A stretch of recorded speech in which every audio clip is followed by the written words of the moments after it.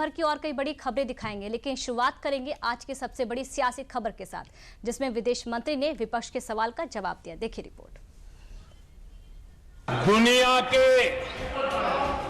किसी भी नेता ने भारत के ऑपरेशन रोकने के लिए नहीं कहा। पीएम मोदी ने लोकसभा में जब मंगलवार को यह बयान दिया तो उम्मीद थी कि शायद देश के विपक्षी दलों के मन में जो शंका है वो दूर हो गई होगी। सत्ता पक्ष ने भी उम्मीद जताई थी कि अब विपक्ष भी पाकिस्तान के खिलाफ सरकार के साथ कदम से कदम मिलाकर चलेगा, लेकिन सियासत की सीमा देखिए कि वो सरकार की इस उम्मीद को भी लांघ गई। राहुल गांधी और प्रियंका गांधी ने एक बार फिर से वही पुराना आरोप पीएम मोदी के भाषण के कुछ ही घंटों बाद दोहरा दिया।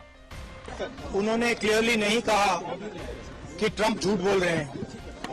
शायद 29 बार ट्रंप ने बोला है, उसका जवाब नहीं दिया। प्रधानमंत्री जी और विदेश मंत्री जी ने कहा है, उन शब्दों को आप अगर ध्यान से सुने तो एक गोलमोल शब्द है। डायरेक्टली कहें, राहुल जी ने कल भी कहा, डायरेक्टली कहें कि अमेरिका के जो राष्ट्रपति हैं वो झूठ बोल रहे हैं, कहें सदन में। कांग्रेस के इन आरोपों का तर्क असल में क्या है, ये तो वही जाने, लेकिन जो जवाब कांग्रेस पीएम मोदी और विदेश मंत्री डॉक्टर एस जयशंकर से चाह रही है, उस पर पीएम मोदी ने मंगलवार को लोकसभा से जवाब दिया तो विदेश मंत्री ने राज्यसभा से एकदम साफ शब्दों में दोबारा विपक्ष को बता दिया कि पीएम मोदी और राष्ट्रपति ट्रंप के बीच कोई बातचीत नहीं हुई है। सर, मैं उनको कहना चाहता हूं, वो कान खोल के सुन लें कि 22 अप्रैल से 16 जून तक एक भी फोन कॉल प्रेसिडेंट ट्रंप और प्राइम मिनिस्टर मोदी के बीच में नहीं। लेकिन ऐसे जवाबों के बाद विपक्ष की अपनी पुरानी रट के साथ आरोपों की गाड़ी पर सरपट दौड़ना साफ दिखाई दे रहा है। राहुल गांधी ने बुधवार को एक बार फिर से वही बात बोली जो मंगलवार की रात बोली थी। उनके साथ पूरी कांग्रेस भी सुर में सुर मिलाकर बोल रही है। So it's obvious. I mean, Prime Minister has not said that Trump is lying. It's obvious what has happened. सबको मालूम है, बोल नहीं पा रहे। That is the reality. नहीं, क्योंकि सच्चाई है ना। अगर पीएम ने बोल दिया तो फिर वो खुल के बोलेगा और वो पूरी सच्चाई रख देगा, तो इसलिए नहीं बोल पा रहे। एक लाइन बोलनी थी बस कि ट्रंप झूठ बोल रहा है। हिम्मत ही नहीं दिखा पाए तो ट्रंप ने फिर तीसरी बार बोल दिया कि साहब सीज फायर मैंने कराया। और एक बात बताइए, वैसे तो विपक्ष का मजबूत होना लोकतंत्र के लिए अच्छाई माना जाता है, लेकिन उसी विपक्ष की बयानबाजी जब सरकार विरोधी होकर महज सियासी भावना से ओतप्रोत लगने लगे तो कई सवाल उठते हैं। क्या कांग्रेस को अपने ही देश के प्रधानमंत्री के बयान पर भरोसा नहीं है? विदेश मंत्री एस जयशंकर ने भी यह साफ किया कि पीएम मोदी और ट्रंप के बीच 22 अप्रैल से 16 जून तक कोई बातचीत नहीं हुई। तो क्या कांग्रेस को विदेश मंत्री एस जयशंकर के बयान पर भी भरोसा नहीं है? जब पीएम मोदी ने सदन में यह साफ किया कि सेना ने ऑपरेशन सिंदूर में अपने तय लक्ष्यों को प्राप्त कर लिया, तो इसके बाद भी क्या कांग्रेस देश को युद्ध की आग में ढकेलना चाहती थी? जब हमारा देश 2047 तक विकसित भारत का विजन लेकर चल रहा है, तो क्या कांग्रेस को नहीं पता कि युद्ध होने से हमारा देश दशकों पीछे चला जाता है? भारत का टारगेट आतंकी अड्डों और उनके आकाओं को तबाह करना था। भारत ने उन्हें तबाह किया, पाकिस्तान में घुसकर मारा। क्या कांग्रेस को डर है कि इसका उसे सियासी फायदा नहीं मिलेगा?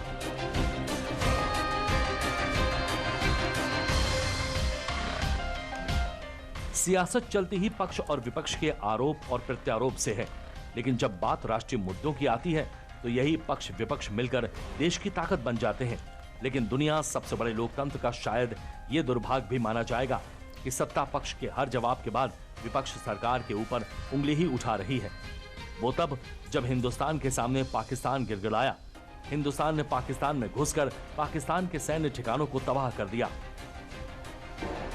Vice President once called up the Prime Minister to warn him that there was, in the American assessment, a massive Pakistani attack which would come in the next few hours.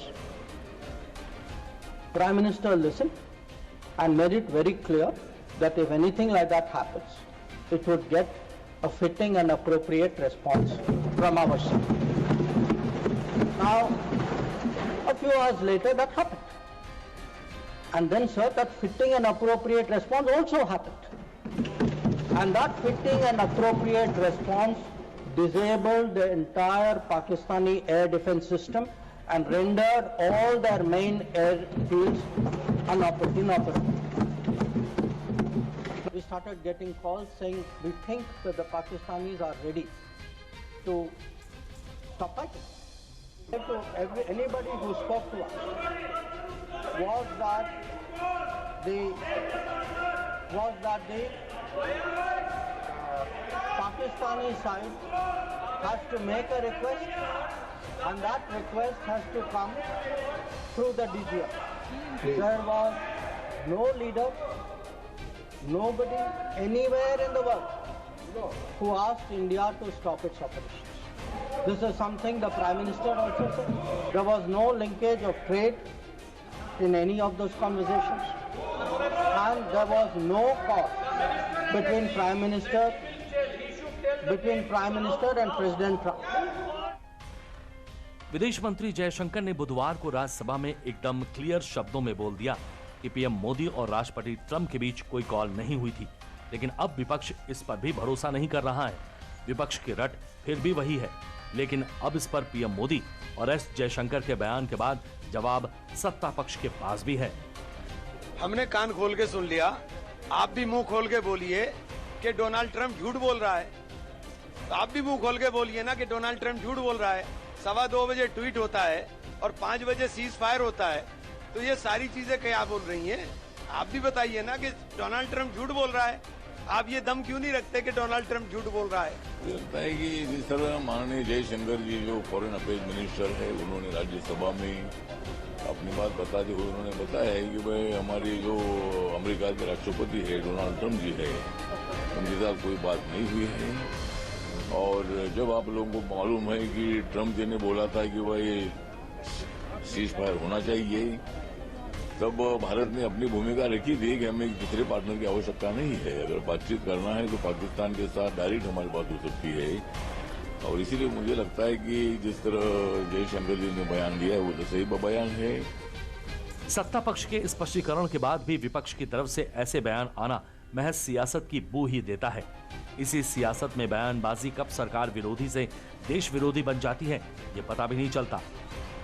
विपक्ष का काम है वो मान लेगा प्रधानमंत्री मोदी जी को, तो जिनके पास जो 40-50 सीटें बची हैं या उनके पास कुछ जमीनें बची हैं वो भी खत्म हो जाएगी। उनको कल ही के भाषण के बाद हम देखे बाहर चर्चा कर रहे थे कि अब बिहार गया हाथ से, अब उत्तर प्रदेश का चुनाव गया, बंगाल गया। साफ कह दिया कि दुनिया के किसी ने भी हमारे लिए सीज फायर के लिए फोन नहीं किया। अब इसके बाद भी उन्होंने साफ कहा कि अगर उपराष्ट्रपति का जेडी वेंस का फोन आया अमेरिका, तो मैंने कह दिया, उन्होंने कहा कि बहुत बड़ा हमला होने वाला, तो उन्होंने कहा उसका हसर बुरा होगा। और देखा आपने कि जो हमने पाकिस्तान के एयरबेस थे और उसके 8 तो अभी भी आईसीयू में पड़े हुए हैं।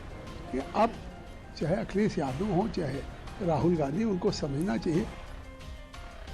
फिलहाल विपक्ष विदेश मंत्री एस जयशंकर के बयान के बाद भी जिस तरीके से विरोध कर रहा है, खासकर राहुल गांधी जो विपक्ष के नेता हैं, उनका इस तरीके से सियासत करना सियासत की हेल्थ पर भी सवाल उठाता है कि हमारा विपक्ष कितना जिम्मेदार है।